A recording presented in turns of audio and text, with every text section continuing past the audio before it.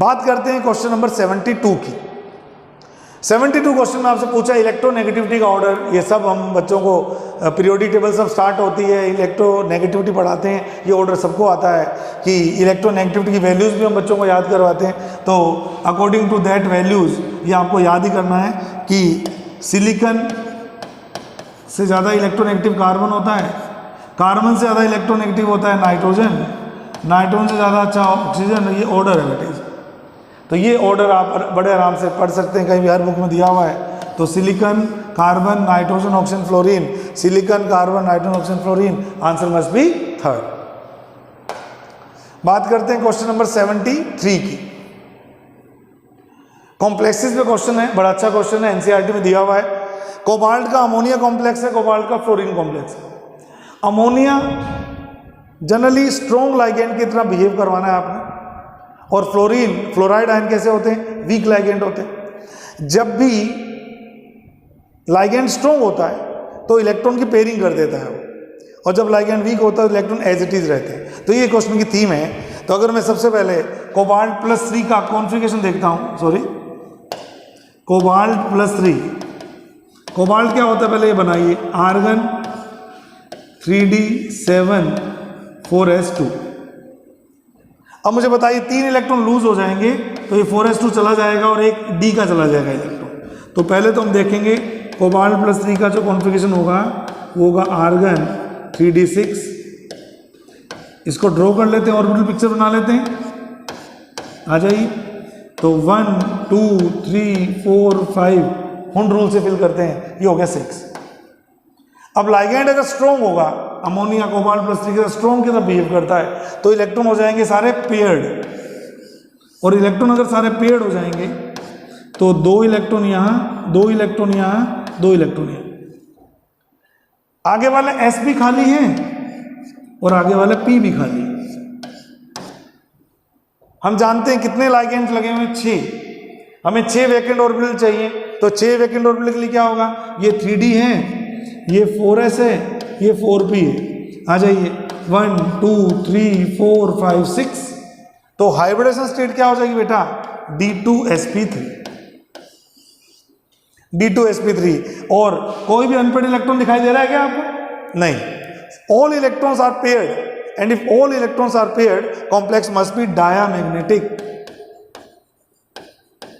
Complex must be diamagnetic. लेकिन अगर आपका लाइगेंड वीक होता है, जब फ्लोराइड जैसा, तो उसके पास इतनी पावर नहीं होती बेटा, वो इलेक्ट्रॉन्स को पेयर नहीं कर सकता। तो ये इलेक्ट्रॉन एज इट इज रहते हैं। वैकेंट ऑर्बिटल के लिए हमें और आगे जाना पड़ता है। तो अगर मैं यहां लिखता हूं फ्लोराइड की प्रेजेंस में क्या होगा, कोबाल्ट एज इट इज ही बनाना है, जैसा कि नॉर्मल फ्री आयन में होता है। इसको मैं चेंज नहीं कर सकता, 1 2 3 4 5 6, इसको तो मैं छेड़ ही नहीं सकता। हाँ, मैं आगे मूव कर सकता हूँ, 4s 4p, और आगे तो पता ही खाली होते हैं सब, 4d। अब मैं यहां से ऑर्बिटल को ले सकता हूं क्या हाइब्रिडाइजेशन में? नहीं। मेटल्स ओनली अपने वैकेंट ऑर्बिटल को ही हाइब्रिडाइज करते हैं, क्योंकि मेटल्स को इलेक्ट्रॉन पेयर एक्सेप्ट करना होता है। तो इनके लिए वही ऑर्बिटल काम के बेटे जो वैकेंट होते हैं कंप्लीटली। तो अब मैं इसको तो ले नहीं सकता क्योंकि इलेक्ट्रॉन पेयर नहीं हो पाए। हाँ, मैं आगे जा सकता हूं। जब मैं आगे जाता हूं तो मुझे 1 2 3 4 5 6, तो मैं देखता हूं कि जो स्टेट आएगी, 1s 3p और 2d, इस स्टेट को बोलते हैं sp3d2 हाइब्रिडाइजेशन। और साथ में क्योंकि ये अनपेड इलेक्ट्रॉन रख रहा है तो कॉम्प्लेक्स कैसा होगा, पैरामैग्नेटिक। अगर इलेक्ट्रॉन एक भी अनपेड होता है तो कॉम्प्लेक्स कैसा होता है, पैरामैग्नेटिक। और इलेक्ट्रॉन अगर सारे पेड होते हैं तो कॉम्प्लेक्स कैसा होता है, डायामैग्नेटिक। तो आप देखेंगे कि ये कॉम्प्लेक्स है d2sp3 डायामैग्नेटिक, और ये कॉम्प्लेक्स है sp3d2 पैरामैग्नेटिक। आ जाइए, पहला बोलता है ये डायामैग्नेटिक है, दूसरा पैरामैग्नेटिक है। सही बात है। अच्छा, मैंने फर्स्ट स्टेटमेंट पढ़ी नहीं, सॉरी। फर्स्ट स्टेटमेंट है दोनों के दोनों कॉम्प्लेक्सेस ऑक्टाहेड्रल तो हैं भाई। आप जानते हैं sp3d2 और d2sp3 दोनों कॉम्प्लेक्स कैसे होते हैं, ऑक्टाहेड्रल। लेकिन इनकी मैग्नेटिक मोमेंट्स क्या होंगे, अलग अलग होंगे। तो कह रहा है कि ये है ऑक्टाहेड्रल तो है, but differ in their magnetic moments. बेटा मैग्नेटिक मोमेंट्स डिपेंड करते हैं नंबर ऑफ अनपेड इलेक्ट्रॉन्स पर। तो क्वाइट नेचुरल है, यहाँ अनपेड इलेक्ट्रॉन नहीं है और वहाँ है, तो इनका मैग्नेटिक मोमेंट कुछ और होगा और इनका कुछ और होगा। इसलिए पहली स्टेटमेंट भी सही है, दूसरी स्टेटमेंट भी सही है, first and second both statements are true. ये आपने आंसर करना। बात करते हैं क्वेश्चन नंबर 74 की। बड़ा सिंपल सा क्वेश्चन है। Ethane C single bond C होता है, ethene C double bond C होता है। कार्बन मॉलिक्यूल भी बताऊंगा एमओटी के अकॉर्डिंग। इथाइन मॉलिक्यूल में सी ट्रिपल बॉन्ड सी होता है। तो C single bond C 1 sigma bond, ethane में कितना बॉन्ड है? 1 सिग्मा बॉन्ड ओनली। कहाँ है? ये रहा थर्ड वाला। इथीन में 1 सिग्मा बॉन्ड है आपको पता है और 1 पाई बॉन्ड है, देखो। तो 1 sigma 1 pi, fourth. Carbon molecule, very very interesting case. हालांकि इस टेबल में कार्बन मॉलिक्यूल का बनता नहीं है लिखना, पर इसने दिया है तो हमें आंसर करना पड़ेगा। आप लोगों ने केमिकल बॉन्डिंग में एमओटी पढ़ी हुई है, मॉलिक्यूलर ऑर्बिटल थ्योरी। आप देखेंगे उस मॉलिक्यूलर ऑर्बिटल थ्योरी में जब C2 का एमओ डायग्राम बनाते हैं तो लास्ट के इलेक्ट्रॉन्स कहाँ एंटर करते हैं? पाई एक्स में और पाई वाई में। यानी कि एमओटी कहती है कि C2 मॉलिक्यूल अगर एग्जिस्ट करेगा तो इसके दोनों के दोनों बॉन्ड कैसे होंगे? पाई बॉन्ड्स होंगे, विदाउट एनी सिग्मा बॉन्ड। हालांकि एमओटी की ड्रॉबैक मानी जाती है, हम जानते हैं कि बिना सिग्मा बॉन्ड के पाई बॉन्ड नहीं बनते, फिर भी एमओटी कहती है कि नहीं, ये दोनों बॉन्ड कैसे हैं? पाई बॉन्ड्स हैं। इसलिए मैं कार्बन मॉलिक्यूल को करूंगा 2 पाई बॉन्ड्स। और लास्ट में इथाइन मॉलिक्यूल तो दिख रहा है आपको, 1 सिग्मा बॉन्ड है और 2 क्या है? पाई बॉन्ड है। तो इसको हम किससे रिलेट करेंगे? इससे रिलेट करेंगे। तो ए के साथ हो जाएगा थर्ड, ए के साथ थर्ड, बी का क्या हो जाएगा? इथीन मॉलिक्यूल में हो जाएगा फोर्थ। तो ए का थर्ड, बी का फोर्थ, ये दोनों तो सेम चल रहे हैं। सी का चेक करिए, सी का क्या आंसर आएगा आपका? 2 पाई बॉन्ड सेकंड। तो answer must be A third, B fourth, C second and D first. चलिए अब हम बात करते हैं question number 75।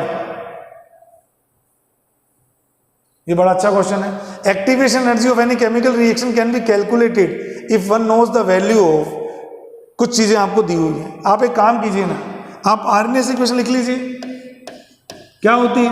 log K2 upon K1 is equal to activation energy upon 2.303 R। ये इक्वेशन आनी चाहिए बेटा। T2 minus T1 upon T1 T2। ये आरएनएस इक्वेशन का log वाला वर्जन हम पढ़ते हैं, बच्चों को सिखाते हैं, एनसीईआरटी में दिया हुआ है। अब आप मुझे बताइए, अगर आपको एक्टिवेशन एनर्जी कैलकुलेट करनी है तो कितने वेरिएबल्स दूंगा आपको मैं?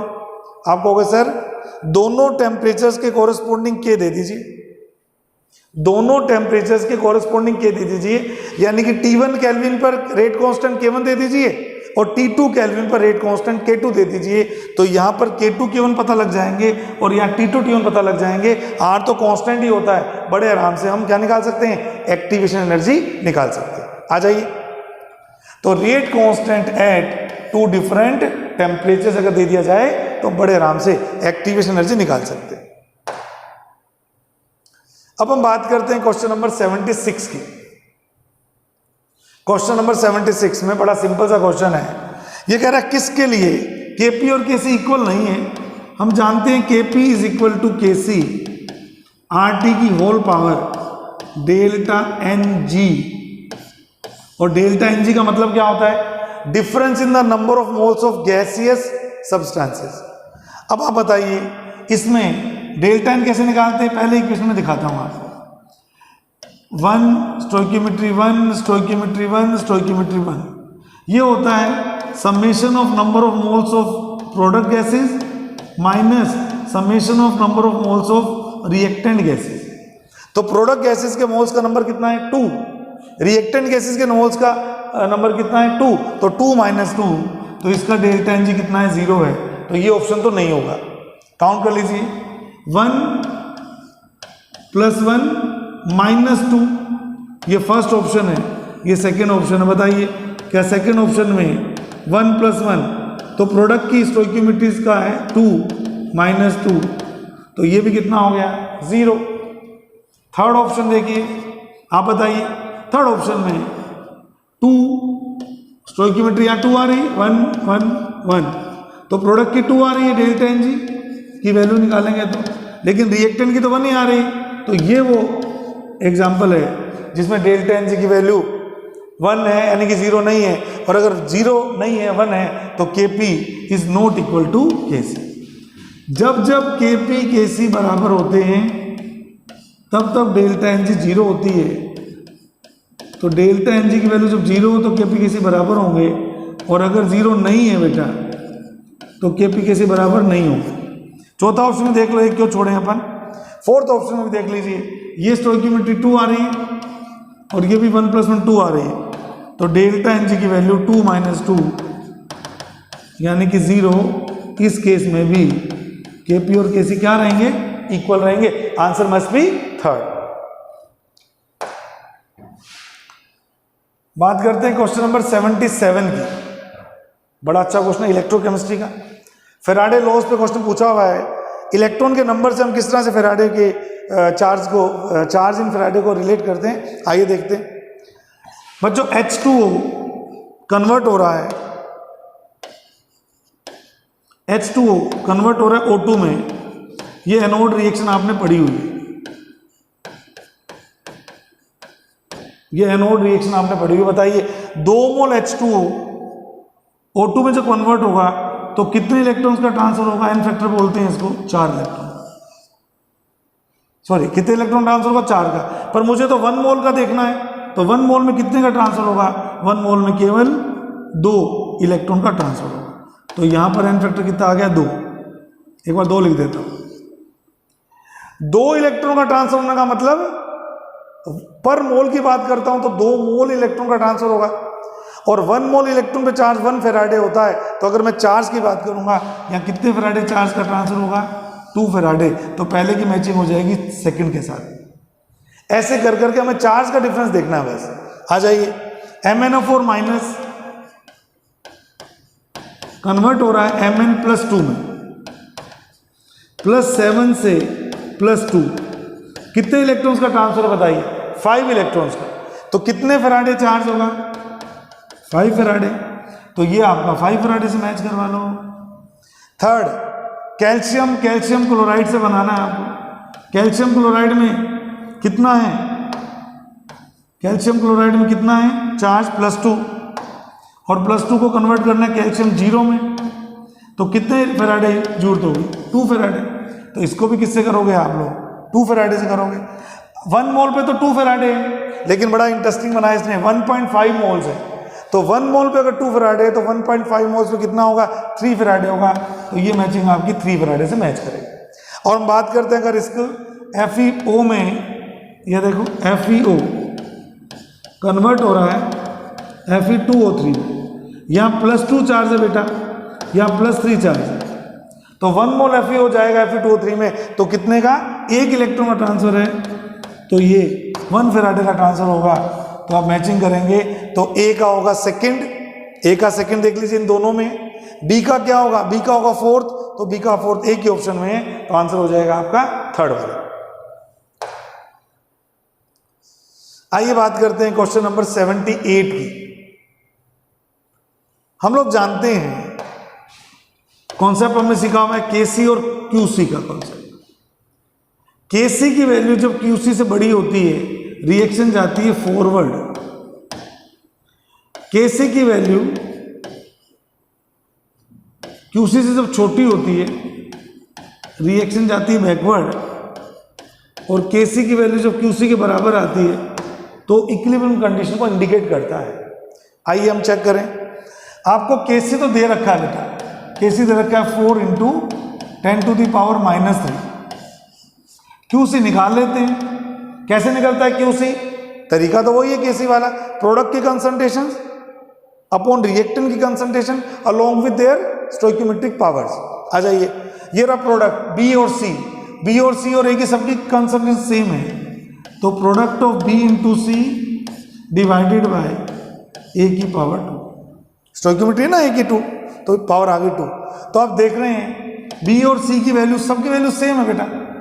तो 2 × 10⁻³ × 2 × 10⁻³ और नीचे भी वही है 2 × 10⁻³ का होल स्क्वायर। यानी B की कंसंट्रेशन, C की कंसंट्रेशन, A की कंसंट्रेशन का स्क्वायर। तो सब ये आपस में कैंसिल हो गए, ये सब कैंसिल हो गए। तो Qc कितना हो गया, 1। अब मुझे बताइए Kc की वैल्यू बड़ी है कि Qc की वैल्यू बड़ी है?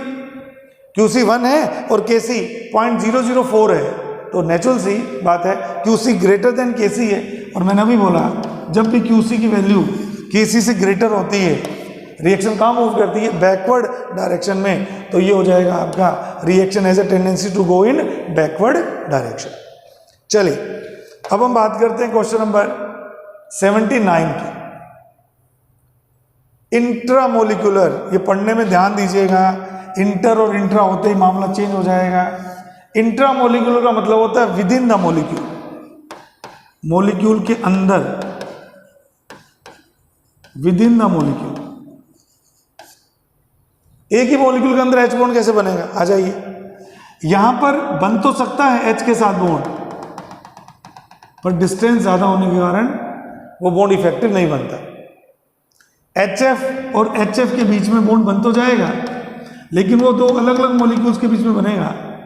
Positive delta, negative delta, negative delta, positive, बन तो जाएगा, पर ऐसे बॉन्ड को क्या बोलते हैं? जो दो अलग अलग मॉलिक्यूल्स के बीच में बनता है, इंटरमोलिकुलर हाइड्रोजन बॉन्ड। यहां देखिए कितनी परफेक्ट कंडीशन है, ऑक्सीजन और H हाँ एक दूसरे से ज्यादा दूर नहीं है।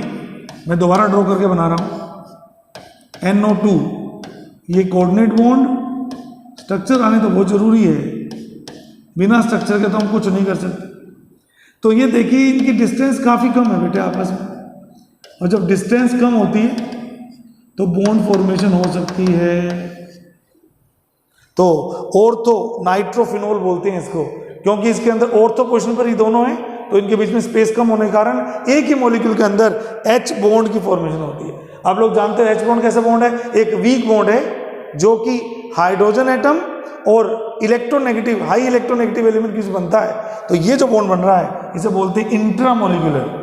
अच्छा, इंटर और इंट्रा में क्या अंतर है? ये दो अलग अलग मॉलिक्यूल्स के बीच में बनता है और ये एक ही मॉलिक्यूल के दो अलग अलग एटम्स के बीच में एग्जिस्ट करता है। तो आंसर आपका हो जाएगा थर्ड वन। चलिए अब बात करते हैं question number next 80 number question की। SN1 रिएक्शन, बड़ा सिंपल सा लॉजिक है।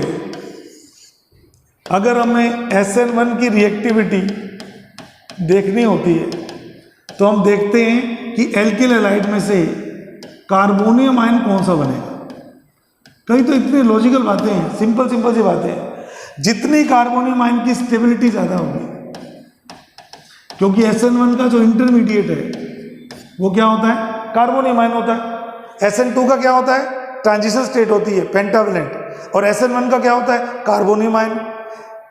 As more the carbonium ion becomes stable, the reactivity of SN1 reaction also increases. जितनी ज़्यादा स्टेबिलिटी कार्बोनियम आयन की बनेगी, उस रिएक्शन की या उस सबस्टेट में SN1 रिएक्शन देने की टेंडेंसी भी बढ़ेगी। आ जाइए, कैसे बनाते हैं कार्बोनियम आयन? हेलोजन को हटा लो, ये लीजिए। इससे कौन सा कार्बोनियम आयन बनेगा? पहले वाले से, इससे बनेगा फिनाइल कार्बोनियम आयन, जो कि बहुत ही अनस्टेबल होता है। इससे कौन सा कार्बोनियम आयन बनेगा? इससे तो बहुत बढ़िया कार्बोनियम आयन बन रहा है। देखिए, इससे कार्बोनियम आयन बन रहा है ये वाला, इससे कार्बोनियम आयन बन रहा है H। तो वैलेंसी तो पूरी करेंगे ही। एक तो रिंग का रेजोनेंस है इसमें, एक तो इसमें क्या आ रहा है? रिंग का रेजोनेंस आ रहा है बेटा। ये देखो, इतनी आपको केमिस्ट्री आती है। पॉजिटिव चार्ज रिंग में कॉन्जुगेशन है, एक तो रेजोनेंस आ रहा है और दूसरा 3 अल्फा हाइड्रोजन भी है इसके पास में। तो रेजोनेंस प्लस 3 अल्फा हाइड्रोजन होने के कारण ये कार्बोनियम आयन बहुत ज़्यादा स्टेबल है। इसमें ये बनेगा ये वाला कार्बोनियम आयन, पर इसमें कोई रेजोनेंस नहीं है बेटे। और अल्फा हाइड्रोजन भी कितने हैं? एक ही है। और यहाँ पर अल्फा हाइड्रोजन तो ज़्यादा है, ठीक बात है। ये देखो 4 अल्फा हाइड्रोजन है, लेकिन रेजोनेंस नहीं है। क्या रेजोनेंस का होना ज़्यादा इंपॉर्टेंट फैक्टर नहीं होता क्या हाइपर कंजुगेशन से? यस। तो जिसमें भी रेजोनेंस आता है, हाइपर कंजुगेशन सेकेंडरी है। पहले हम किसको देखते हैं? रेजोनेंस को देखते हैं। तो answer must B second.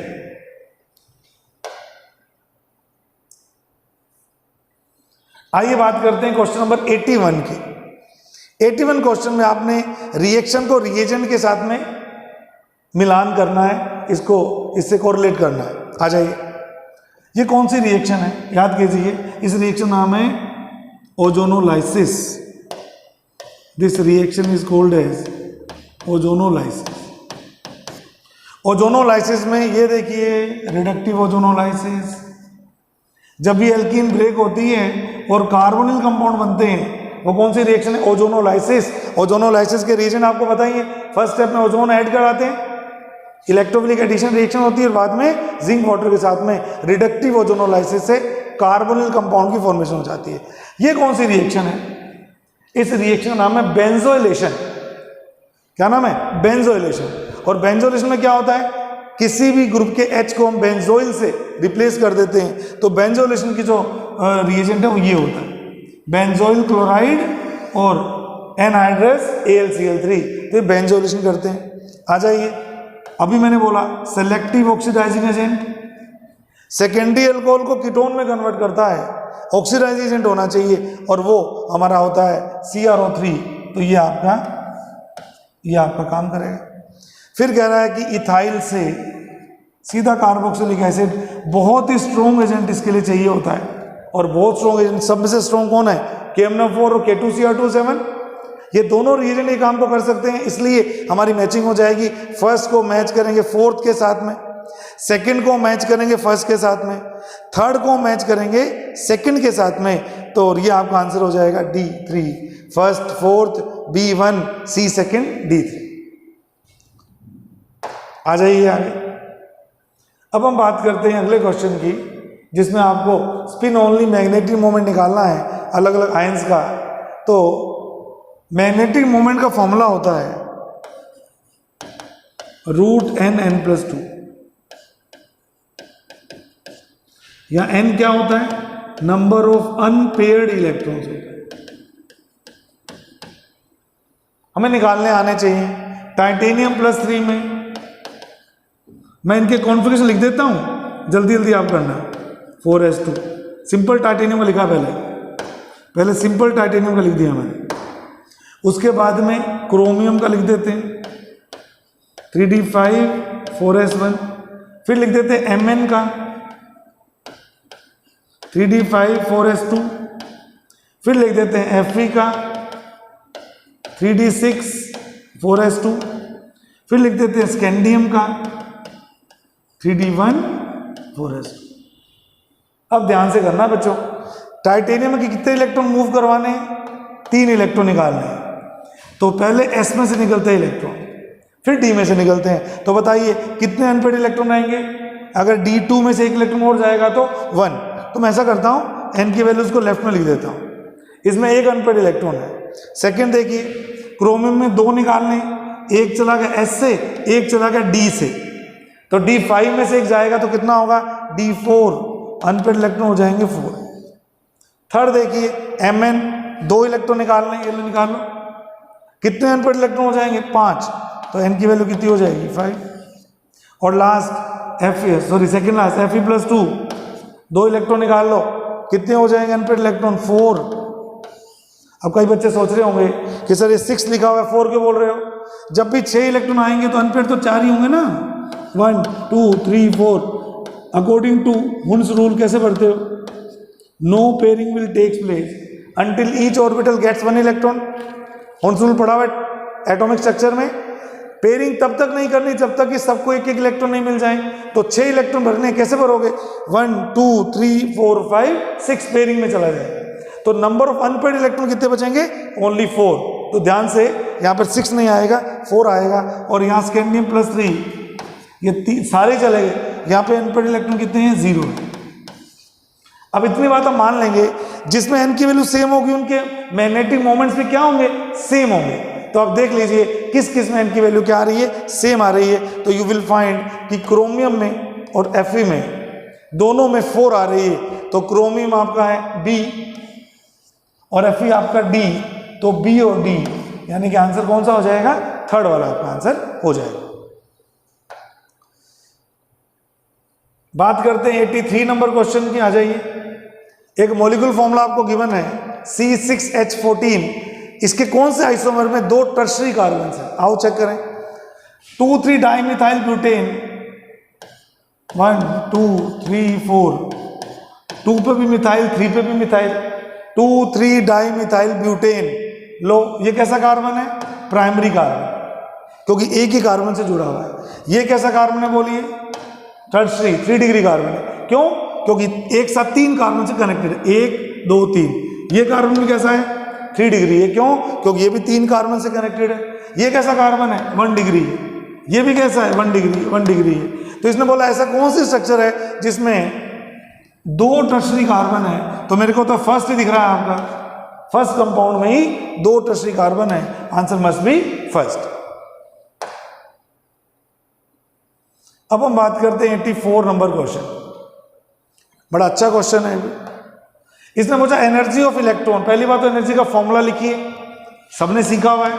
Total energy -13.6 Z² upon n², electron volt. -13.6। Z क्या होता है? Atomic number. What is the atomic number of helium? 2 का square. And what is n? Number of shell. कौन से ऑर्बिट में है? n = 1 में, तो 1 का स्क्वायर। यानी कि ये हो गया -13.6 × 4 इलेक्ट्रॉन वोल्ट। और इसको इसने क्या बोला है? -x। याद रखिएगा, -13.6 × 4 = -x। अब हम बात करते हैं बेरिलियम +3 आयन की। Again -13.6 Z² upon n²। आ जाइए, -13.6। बेरिलियम का एटॉमिक नंबर कितना होता है? 4 का स्क्वायर। और n की वैल्यू कितनी है? कौन से शेल की निकालनी है? सेकंड शेल की निकालनी है। तो n की वैल्यू 2 का स्क्वायर। तो बेटे 2 के स्क्वायर से 1 तो 4 कैंसिल हो गया, तो क्या बच गया? = -13.6 × 4। और मैंने अभी बोला इसकी वैल्यू किसके बराबर है? -x के बराबर ही है। तो बड़ा इंटरेस्टिंग क्वेश्चन है कि जो डेटा गिवन है उसकी भी -x है, और जो पूछा है उसकी भी क्या आ रही है? -x है। तो आंसर मस्ट बी 3। अब हम बात करते हैं क्वेश्चन नंबर 85 की। 85 क्वेश्चन भी बड़ा इंटरेस्टिंग है, पी ब्लॉक एलिमेंट का क्वेश्चन है, जिसमें H2O, H2T, H2SE, H2S, इसमें बॉइलिंग पॉइंट का ऑर्डर आपसे पूछा है। तो मैं आपको एक लॉजिकल बात बताता हूं बच्चों। बॉइलिंग पॉइंट जो होते हैं वो डिपेंड करते हैं 2 चीज़ों पर, एक एक मॉलिक्यूलर साइज पर, उसके वॉल्यूम पर, और एक इंटरमॉलिक्यूलर अट्रैक्शन फोर्सेस पर। इंटरमॉलिक्यूलर अट्रैक्शन फोर्सेस बढ़ने से भी बॉइलिंग पॉइंट बढ़ते हैं, और साइज या वॉल्यूम बढ़ने से भी बॉइलिंग पॉइंट बढ़ते हैं। वॉल्यूम वाला जो इफेक्ट होता है वो ज़्यादा ट्रेंड्स को रेगुलेट करता है। तो अगर मैं साइज के बेस पर रिलेट करना चाहूँ तो H2O, H2S, H2SE, H2T, ये ऑर्डर होना चाहिए। बट एक छोटा सा पॉइंट इसमें याद रखना है, वाटर का इंटरमोलिकुलर हाइड्रोजन बॉन्ड बहुत स्ट्रॉन्ग होता है बेटे, इसलिए वाटर मॉलिक्यूल से ज़्यादा अच्छे से जुड़ता है। H बॉन्ड बनने के कारण बॉइलिंग पॉइंट क्या हो जाते हैं? बहुत ज़्यादा हाई हो जाते हैं। और जब बॉइलिंग पॉइंट हाई हो जाते हैं तो वाटर का बॉइलिंग पॉइंट जो है वो क्या हो जाएगा? हाई हो जाएगा। अब इन दोनों कॉन्सेप्ट को यूज करके इस क्वेश्चन को सोल्व करते हैं। ये कह रहा है कि बॉइलिंग पॉइंट का जो ऑर्डर है ये ऑर्डर फॉलो होता है, H2O सबसे ज़्यादा, फिर H2TE, H2SE, H2S। ये ऑर्डर सही नहीं है, क्योंकि इसमें वाटर के बाद जो हाईएस्ट आएगा वो साइज फैक्टर पे आएगा, तो सेकंड नंबर पे H2T आना चाहिए। तो ये वाला ऑर्डर तो सही नहीं है। अच्छा ठीक है, सॉरी, ये वही दे रखा है H2T के बाद कौन आएगा? बस वाटर को यहां लगा दो। बस वाटर क्यों आगे जंप मार गया? क्योंकि वाटर में इंटरमोलिकुलर हाइड्रोजन बॉन्ड होता है। तो आपका क्या हो गया? H2O सबसे आगे आ गया, H2O, H2T, H2SE, H2S। तो फर्स्ट ऑर्डर सही है। स्टेटमेंट पढ़ लो सेकंड वाले। On the basis of molecular water is expected to have lower boiling point than the other members of group, but due to presence of extensive H bonding, it has higher boiling point। सही बात है। ये कह रहे size के कारण तो water का बॉइलिंग पॉइंट क्या होना चाहिए था, मिनिमम, लेकिन वाटर में इंटरमोलिक्यूलर H बॉन्ड बनने के कारण इसका जो बॉइलिंग पॉइंट है वो हायर हो जाता है। तो दोनों स्टेटमेंट एकदम सही हैं, बोथ स्टेटमेंट्स आर ट्रू। बात करते हैं क्वेश्चन नंबर 86 की। 86 में आपसे पूछा है mass in grams of copper deposited by passing this current voltmeter containing copper sulphate solution for 100 seconds. बच्चों फेराडे लॉ से आया हुआ क्वेश्चन है, 12th क्लास में इलेक्ट्रोकेमिस्ट्री में। फेराडेस फर्स्ट लॉ है, बड़ा सिंपल सा नियम है, W is equal to EIT upon 96500। ये होता है इक्विवेलेंट वेट, और इक्विवेलेंट वेट किसके बराबर होता है बेटा, एटॉमिक वेट अपॉन वैलेंसी के, कीप इन माइंड। बाकी तो I इंटू टी ये आप करते ही। एटॉमिक वेट गिवन है बेटा 63, कॉपर की वैलेंसी पता ही सबको 2 होती है। I करंट कितना दिया हुआ है, करंट दे रखा है 9.6487। टाइम आपको दे रखा है 100 सेकेंड्स, 96। इसने बोला फैराडे की वैल्यू यही ले लो, यही ले लेते कोई बात नहीं, फैराडे की वैल्यू बोली वो ले लो। तो ये वैल्यू तो वही ले लो 9.6487, और फैराडे की वैल्यू वही है 96487, ताकि बड़े आराम से आप इसको कट कर सकते हो। ये कट हो गया, 2 0 से 2 0 कैंसिल हो गई, तो ये हो जाएगा आपका 63/200, तो 0.315 ये आपका आंसर हो जाएगा। तो आंसर मस्ट बी 0.315। चलिए अब हम बात करते हैं क्वेश्चन नंबर 87 की। बड़ा सिंपल सा क्वेश्चन है, फर्स्ट चैप्टर में मोल कॉन्सेप्ट का क्वेश्चन है, परसेंटेज कॉम्पोजिशन से एम्पेरिकल फॉर्मूला निकालना। आधा पार्ट ही पूछा है इसने, हालांकि हम इससे मॉलिक्यूलर फॉर्मूला निकाल सकते हैं। तो क्या तरीका होता है, जो भी एलिमेंट की परसेंटेज आपको गिवन होती है, जैसे कि इसने दिया A की, B की और C की। A की परसेंटेज है 32, B की परसेंटेज 20, और कह रहा है कि रिमेनिंग परसेंटेज C की है। तो रिमेनिंग कितना होगा, टोटल परसेंटेज तो 100 होती है, अगर एक 32 और एक 20 है तो 52, तो रिमेनिंग कितनी होगी बेटा, 48% होगी। क्या रूल होता है इसका, परसेंटेज जो गिवन होती है उसको एटॉमिक वेट से डिवाइड करते हैं, एक नंबर आता है, और उस नंबर के रेशो को जब हम अरेंज करते हैं उससे हमारा एम्पेरिकल फॉर्मूला बन जाता है। आइए सबके एटॉमिक वेट से डिवाइड करो। A का एटॉमिक वेट 64 है बेटा, B का एटॉमिक वेट 40 है, और C का एटॉमिक वेट 32। करो डिवाइड, 1/2 रेशो 1/2 रेशो 16 3 जा 48, 16 2 जा 32, और रेशो की बात करें अगर ये कैंसिल हो जाएंगे, 1:1:3। तो बोलो अगर 1:1:3 पूछ रहा है, आंसर क्या होगा, ABC3, क्योंकि ABC3 में ही 1:1:3 ये रेशो मेंटेन है। नेक्स्ट 88 नंबर क्वेश्चन की बात करते हैं, आ जाइए। क्वेश्चन नंबर 88 बड़ा अच्छा क्वेश्चन है, एक केमिकल इक्विलिब्रियम चैप्टर में से आया हुआ है। हम जानते हैं कि केमिकल इक्विलिब्रियम में Kc की वैल्यू कैसे निकालनी है। आइए इसको थोरोली सॉल्व करते हैं। तो हम इस रिएक्शन के बेस पर इसको सॉल्व करेंगे। We know what is Kc, N2 की इक्विलिब्रियम कंसंट्रेशन, O2 की इक्विलिब्रियम कंसंट्रेशन और NO की इक्विलिब्रियम कंसंट्रेशन का स्क्वायर। N2 और O2 दे रखे हैं आपको, 3 × 10⁻³ मल्टीप्लाई बाय 4.2 × 10⁻³ डिवाइडेड बाय, इसका स्क्वायर करना है बेटा NO का, ये रहा NO का स्क्वायर करना है, 2.8 × 10⁻³ का होल स्क्वायर। आ जाइए, 3 × 4.8 × 4.2 × 10⁻⁶ divided by 2.8 into 2.8 into 10⁻⁶। Power से पावर कैंसिल हो गई। 14 2 जा 28, 14 3 जा 42। तो ये हो गया आपका 9/5.6। इसको जब हम सोल्व करते हैं तो अप्रोक्सीमेटली आता है 1.6। तो अभी तो मैंने केसी की वैल्यू निकाली है 1.6। आ जाइए इसको रब कर देता हूं एक बार याद करने के लिए कि केसी की वैल्यू कितनी है 1.6 है। आप याद रखिएगा the value of K C must be 1.6।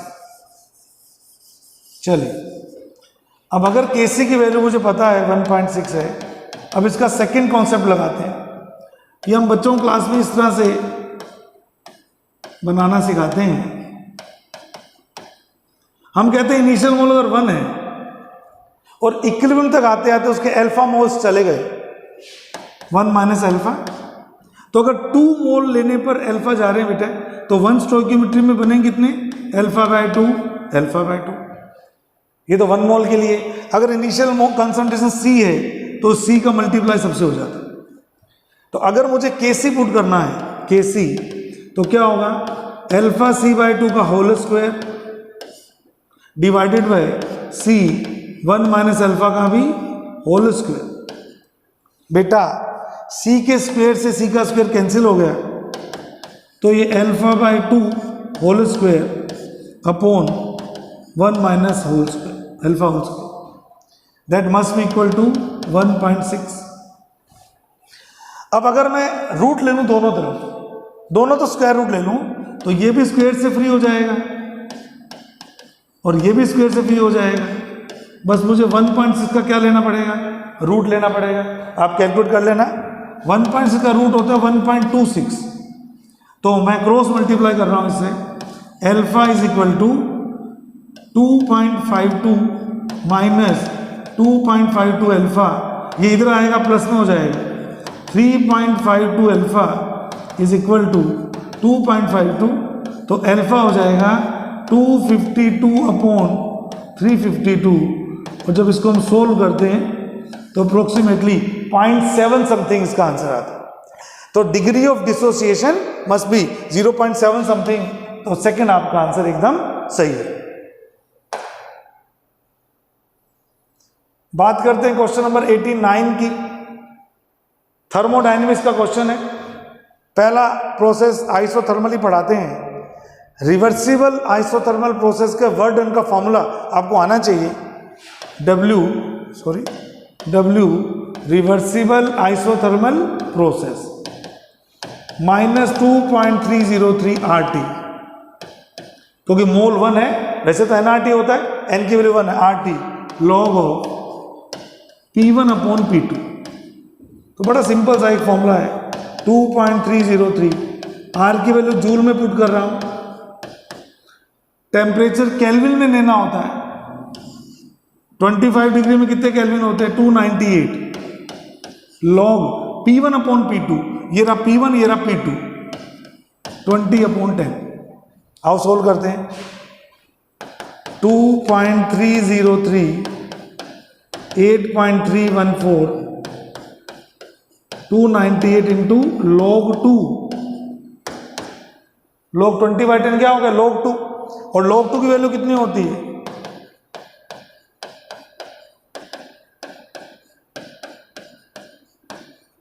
0.3 होती है बेटे। तो इसको जब सोल्व करेंगे, आप लोग सोल्व कर लीजिएगा इसको जब सोल्व करते हैं तो याद रखना आंसर माइनस में आता है बेटे। तो -413.14 ये आपका आंसर आता है जूल में। तो जूल को कैलोरी में कन्वर्ट करेंगे जब हम,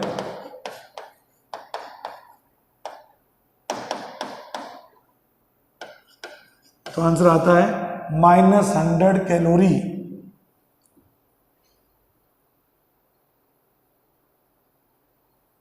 -100 कैलोरीज। अब इसने माइनस नहीं दिया, मैग्नीट्यूड पूछा होगा, तो इसको हम सेकंड आंसर कर सकते हैं।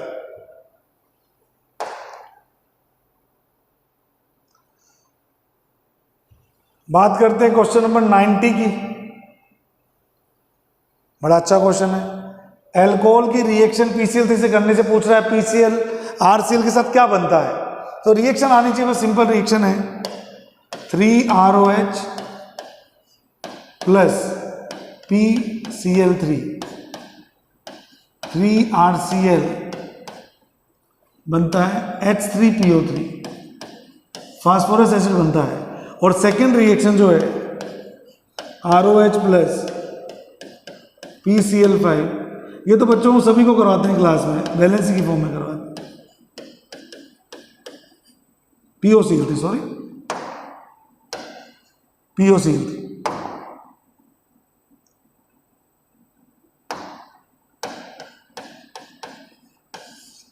तो एक अननोन तो क्या है, फास्फोरस एसिड है, दूसरा POCl3 है, phosphorous acid and POCl3, phosphoryl chloride बोलते हैं इसको। बात करते हैं क्वेश्चन नंबर 91 की। बेटा एक पूछ रहा है आपसे कि ये कॉम्प्लेक्स होमोलेप्टिक कॉम्प्लेक्स है और सेकेंड कॉम्प्लेक्स हेट्रोलेप्टिक कॉम्प्लेक्स है। ऐसे कॉम्प्लेक्सेस जिनमें लाइगैंड एक ही टाइप के होते हैं वो होमोलेप्टिक कहलाते हैं, जिनमें अलग अलग टाइप के लाइगैंड्स लगे होते हैं उनको हेट्रोलेप्टिक कॉम्प्लेक्सेस कहते हैं। आइए देख लीजिए, इसमें सारे लाइगैंड्स अमोनिया एक जैसे हैं और इसमें दो अलग अलग टाइप के लाइगैंड्स हैं, तो बिल्कुल सही बात है, ये होमोलेप्टिक है, ये हेट्रोलेप्टिक है। पहली स्टेटमेंट तो सही है। दूसरा एक्सप्लेन कर रहा है, क्या बोलता है, complex this has only one kind of ligands but second complex has more than one type of ligands. तो फर्स्ट स्टेटमेंट भी सही है बेटा, सेकंड स्टेटमेंट भी सही है, तो आंसर हो जाएगा आपका क्या, दोनों स्टेटमेंट आपकी ट्रू है, both statement first and second are true. बात करते हैं क्वेश्चन नंबर 92 की। ऑर्गेनिक केमिस्ट्री में जब भी NaCN आता है और प्राइमरी एल्काइल हैलाइड होता है तो ये आयोडाइड को रिप्लेस करता है, क्योंकि आयोडाइड बहुत अच्छा लिविंग ग्रुप है और साइनाइड अच्छा न्यूक्लियोफाइल है। इस रिएक्शन में आई अच्छा लिविंग ग्रुप भी है, दोनों बातें अच्छी हो गई, और साइनाइड अच्छा न्यूक्लियोफाइल भी है। तो फर्स्ट स्टेप में CH3 CH2 CH2CN बने। फिर इसका पार्शियल हाइड्रोलाइसिस करते हैं। हम बच्चों को 3 रिएक्शन सिखाते हैं साइनाइड की। पार्शियल हाइड्रोलाइसिस से बनते हैं एमाइड्स, कंप्लीट हाइड्रोलाइसिस से बनते हैं कार्बोक्सिलिक एसिड्स, और रिडक्शन से बनते हैं प्राइमरी अमीन्स। तो इसने खुद ने बोला पार्शियल हाइड्रोलाइसिस, तो इससे क्या बनता है, वाटर जब ऐड होता है तो बनता है एमाइड CH3 CH2 CONH2, क्या बनता है, एमाइड। फिर कह रहा है एमाइड की रिएक्शन करा दो NaOH Br2 से। अब याद करके मुझे बताइए कौन सी रिएक्शन में एमाइड NaOH और Br2 से रिएक्शन करता है, होफमान ब्रोमेमाइड रिएक्शन, जिसमें प्राइमरी एमाइड्स कन्वर्ट होते हैं प्राइमरी एमीन्स में। तो ये सीधा सीधा एमाइड जो है HBr, होफमान ब्रोमेमाइड रिएक्शन, तो जो एमाइड है ये डायरेक्ट एमीन में कन्वर्ट हो जाता है और बन जाता है इथाइल अमीन, और बन जाता है इथाइल अमीन। ये होफमान डिग्रेडेशन रिएक्शन है, तो आंसर हो जाएगा इथाइल ब्रोमीन।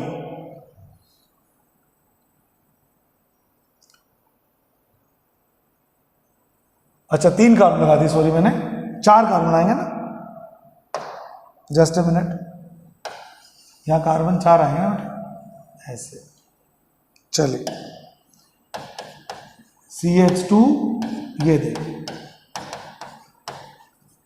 अब 4 कार्बन में से एक कार्बन कम कर दो, तो यहाँ पे कितने कार्बन आ जाएंगे, यहाँ आ जाएंगे आपके 3 carbon,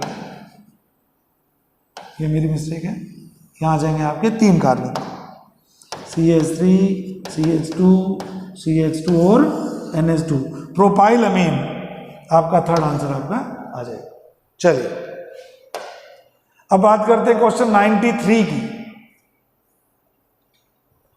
during the preparation of Mohr salt solution which of the following acid is added to prevent hydrolysis of, यह बच्चों को लिखवाते हैं नोट्स में, आयरन फर्दर ऑक्सीडाइज नहीं हो जाए, सॉरी आयरन फर्दर हाइड्रोलाइज नहीं हो जाए, इसके लिए हम इसके अंदर सल्फ्यूरिक एसिड मिलाते हैं, तो कहीं सल्फ्यूरिक एसिड आपको दिया हो तो डाइल्यूट सल्फ्यूरिक एसिड का यूज इसके लिए हम करते हैं।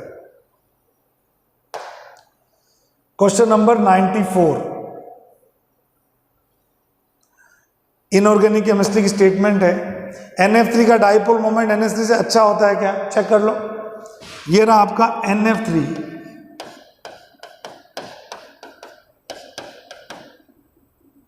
आपको पता ही है ये नेगेटिव पोल है, ये पॉजिटिव पोल है, तो वेक्टर की डायरेक्शन हमेशा प्लस से माइनस की तरफ लगाते हैं, और लोन पेयर की डायरेक्शन हमेशा ऊपर की तरफ होती है। तो इसके वेक्टर कॉम्बिनेशन कैसे बन रहे हैं? 3 वेक्टर नीचे की तरफ और 1 वेक्टर ऊपर की तरफ, ये दोनों एक दूसरे को कैंसिल, मतलब एक तरह से कंप्लीटली कैंसिल तो नहीं करेंगे, एक दूसरे को अपोज करेंगे। 3 लग रहे हैं नीचे इस डायग्राम से देखो, और 1 लग रहा है ऊपर, ये वेक्टर कॉम्बिनेशन है NF3 का। NH3 का देखिए, NH3 में N की इलेक्ट्रोनेगेटिविटी ज़्यादा होती है H से, तो H बनता है पॉजिटिव पोल, तो वेक्टर की डायरेक्शन हमेशा प्लस से माइनस होती है। तो यहां देखो डायरेक्शन क्या है? H से N की तरफ है, जबकि यहां क्या थी? N से F की तरफ थी। तो इसका जो वेक्टर कॉम्बिनेशन बन रहा है बेटे, वो ऊपर की तरफ बढ़ रहा है, सबका ही ऊपर की तरफ बढ़ रहा है। अब इतना वेक्टर सबको आता ही है, फिजिक्स में भी हम पढ़ते हैं। एक तो वेक्टर 3 नीचे जा रहे हैं और 1 ऊपर जा रहे हैं, और ये वेक्टर चारों ही ऊपर जा रहे हैं, सभी एक ही डायरेक्शन में है, तो ये वेक्टर कॉम्बिनेशन ज़्यादा अच्छा माना जाता है NF3 की तुलना में। इसलिए मैं बोलता हूँ कि NH3 का डाइपोल मोमेंट NF3 से अच्छा होता है, तो पहला तो गलत होगा, ये कह रहा है NF3 का ज़्यादा अच्छा होता है। दूसरा, कार्बोनेट आयंस की 3 कैनोनिकल स्ट्रक्चर्स बनती है, ये हम बना सकते हैं बिल्कुल आराम से। कार्बोनेट आयन की 3 कैनोनिकल स्ट्रक्चर्स बनती है, मैं जल्दी से बना देता हूं, वीडियो काफी लंबा हो रहा है, जल्दी से बना देता हूं। ये 3 स्ट्रक्चर्स बनती हैं जिसमें डबल बॉन्ड मूव करता है, जिसमें डबल बॉन्ड मूव करता है। चलिए, तो ये बात एकदम सही है। ओजोन की 3 रेजोनेटिंग स्ट्रक्चर्स बनती है।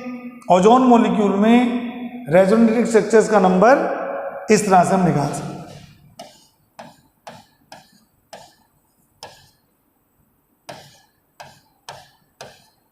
तो ओजोन मॉलिक्यूल में जो रेजोनेटिंग स्ट्रक्चर बनेंगे वो 2 ही बनेंगे, ये भी सही नहीं है। BF3 में डाइपोल मोमेंट नॉन जीरो होता है। आ जाइए BF3 मॉलिक्यूल को देख लीजिए, आप खुद बता दीजिएगा कैसा होता है। डाइपोल मोमेंट का मतलब वही वेक्टर कॉम्बिनेशन से निकलता है। बोरोन की इलेक्ट्रोनेगेटिविटी कम है, फ्लोरीन की ज्यादा है बेटे, तो ये वेक्टर कॉम्बिनेशन नहीं बन गया। अब एक वेक्टर यूं जा रहा है, ये तीनों 120 पे काम कर रहे हैं।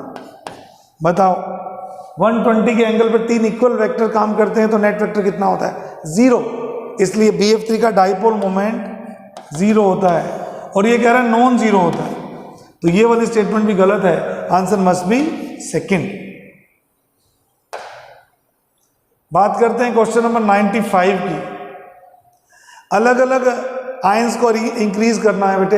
ये कह रहा है किस ग्रुप में कौन सा आयन होता है, तो क्वालिटेटिव एनालिसिस सोल्ट एनालिसिस का एक पार्ट है हमारे कोर्स में।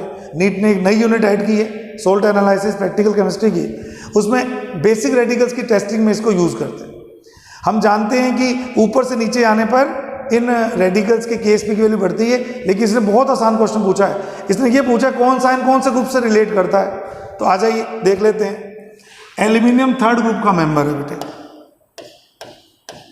कॉपर 2nd ग्रुप का मेंबर है, बेरियम 5th ग्रुप का मेंबर है, कोबाल्ट आपका 4th ग्रुप का मेंबर है, Mg 6th ग्रुप का मेंबर।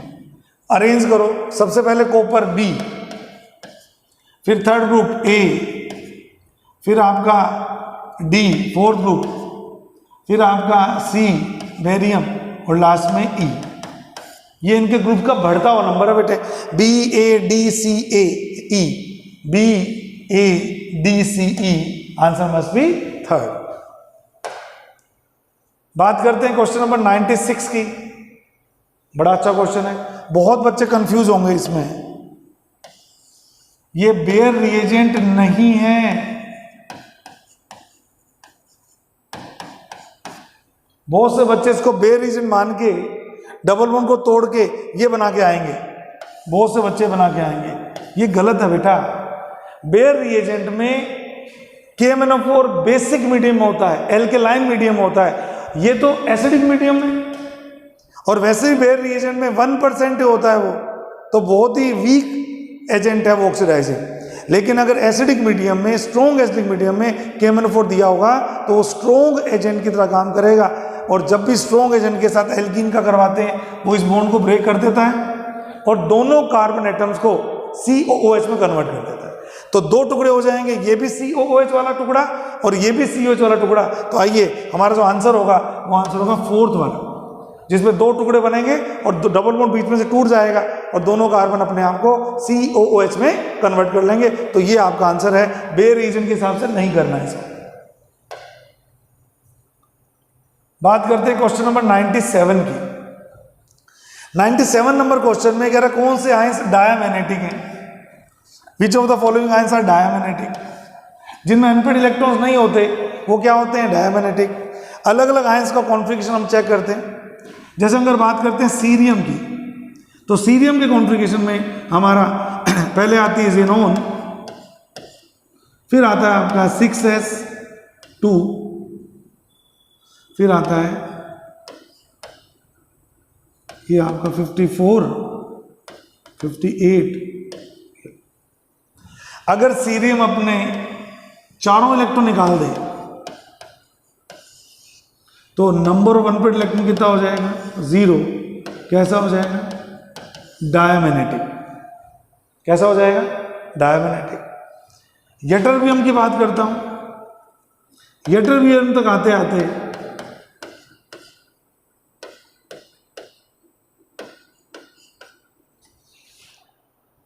ये हो जाता है आपका 6s2 4f14। अगर यटरबियम के दो इलेक्ट्रॉन निकल जाएंगे तो 4f तो पूरा भरा हुआ ही है 14 के साथ में, तो इसमें भी नंबर ऑफ अनपेड इलेक्ट्रॉन 0 होंगे। तो ये भी कैसा होगा बेटा? डायमैग्नेटिक। तो सीरियम +4 और यटरबियम +2 ये डायमैग्नेटिक स्पीसीज को इंडिकेट करते हैं। बात करते हैं क्वेश्चन नंबर 98 की। ये भी सबको आता है, आसान सा ही कॉन्सेप्ट है। PCl3, PbR3, PI3 क्या करते हैं? OH को रिप्लेस करके ब्रोमीन लगाते हैं। तो पहली बार क्या होगा? पहली बार CH3 तो पड़ा रहने दो, OH की जगह क्या आ जाएगा? Br आ जाएगा। और एल्कोहलिक KOH क्या करता है? एलिमिनेशन। सेजेफ रूल लगाओ सेजेफ रूल। अल्फा वाले से ब्रोमीन निकाल दो, बीटा वाले से H निकाल दो, HBr निकल जाएगा। और HBr जब निकल जाएगा तो डबल बॉन्ड यहां आ जाएगा। तो पहले स्टेप में क्या होगा? A में OH की जगह Br, ये गलत, ये गलत, ये रहा OH की जगह Br। और दूसरे ऑप्शन में CH3 के साथ में ये डबल बॉन्ड सेजेफ रूल से। तो आंसर हो जाएगा आपका 3rd वाला। सेकेंड लास्ट क्वेश्चन की बात करते हैं, 99 क्वेश्चन। ये कह रहा है, बड़ा अच्छा क्वेश्चन है, सॉल्यूशन चैप्टर में ऑस्मोटिक प्रेशर का क्वेश्चन है। ये कह रहा था plot of osmotic pressure versus concentration. एक कर्व प्लॉट करना है पाई और सी के बीच में। आ जाइए, पाई और सी के बीच में कर्व प्लॉट करना। पाई = CRT। तो बेटे पाई = CRT में इसको RTC लिख देता हूं। एक वेरिएबल है ये, एक वेरिएबल ये, तो y = mx। ऐसी इक्वेशन बन गई है, क्योंकि एक एक्सिस पे तो पाई लिया है इसने और एक एक्सिस पे c। y वर्सेस x का कर्व होते हैं सारे। तो क्या m स्लोप नहीं है क्या? तो हमारे हिसाब से स्लोप क्या आ रही है? RT। तो m = क्या है बेटा? RT। और RT की वैल्यू आपको दे रखी है, स्लोप की वैल्यू दे रखी है 25.73। ये बोल दे रखिए 35.73, तो यहाँ से T आ जाएगा 20.73 डिवाइडेड बाई R की वैल्यू 0.083 पुट कर ली। इसको तो डिवाइड करेंगे हम इससे, अप्रोक्सीमेटली बता रहा हूँ, ये आपका आ जाता है 310 केल्विन के आसपास। और जब डिग्री सेंटीग्रेड में कन्वर्ट करेंगे तो 310 में से 273 घटा लो, अप्रोक्सीमेटली टेम्परेचर आता है 37 degree centigrade. And last question,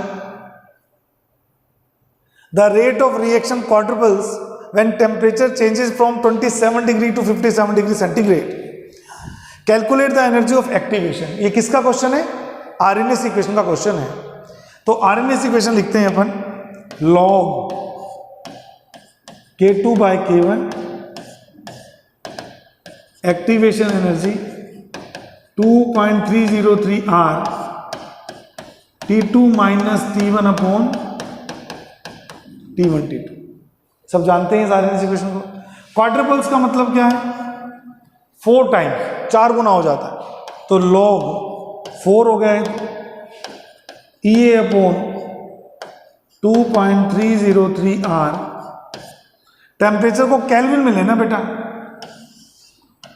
kelvin में लोगे तो क्या होगा, इसमें 273 ऐड कर दो, ये हो जाएगा 300 केल्विन, और क्योंकि ये 30 ज़्यादा है तो 30 ज़्यादा है तो कितना हो जाएगा 330 केल्विन। तो T1 300, T2 330 आ जाइए, 330 T2 minus 300 T1 T2 300 into 330, तो इसको सोल्व करेंगे तो 30 आ जाएगा। log 4 की वैल्यू दे रखी है तो 0.6021 is equal to EA upon 2.303 R T2 minus T1, 330 minus 300 कितना होता है 30 अपॉन 330 इंटू 300, तो ये तो 10 पे कट गया बेटे पूरा क्रॉस, इन पूरी टर्म को इधर ले जाओ मल्टीप्लाई में, तो EA must be equal to 0.6 ले लो अप्रोक्सीमेटली 2.303 R की वैल्यू जूल में, क्योंकि आंसर जूल में ही पूछा है आपसे 330 इंटू 10। जब इसको आप सोल्व करेंगे बेटा, जब इसको आप सोल्व करेंगे तो 1000 से डिवाइड करना मत भूलना, क्योंकि आंसर आपका किलो जूल में, बहुत कॉमन मिस्टेक है जो बच्चे करते हैं। तो ये हो जाएगा आपका 0.6 इंटू 2.3 ले रहा हूँ 8.3 300 होगा वैसे तो, 1000 से डिवाइड करते 3.3 हो जाएगा। EA इज इक्वल टू, तो 324 24 48 ये हो जाएगा आपका, अच्छा 0.6 भी तो है, 38 के आसपास लगभग, तो 38.04, थोड़ा बहुत आइडिया हो जाता है इसको देखेंगे तो। भाई देखो ना 3.3 इंटू, इसको एक बार आप 3 ले लो, कितना हो गया लगभग 25 के आसपास हो गया। 25 को 25 से मल्टीप्लाई करो कितना होगा, लगभग 620 समथिंग होगा, 62 पॉइंट समथिंग, 62 पॉइंट समथिंग को 0.6 से मल्टीप्लाई करोगे तो लगभग 38 किलो जूल अप्रोक्सीमेटली आंसर आएगा। तो answer must B third answer. इस तरह से नीट 2024 के 50 क्वेश्चंस थे केमिस्ट्री के। आपको किसी भी क्वेश्चन में डाउट हो तो मुझे मेरे चैनल पे आप इसको डालिएगा, तो मैं उसको एक्सप्लेन करूँगा। कोई आपको लगे इसको और एक्सप्लेन करने की ज़रूरत है तो आप मुझे मैसेज से पूछ सकते हैं। DPL institute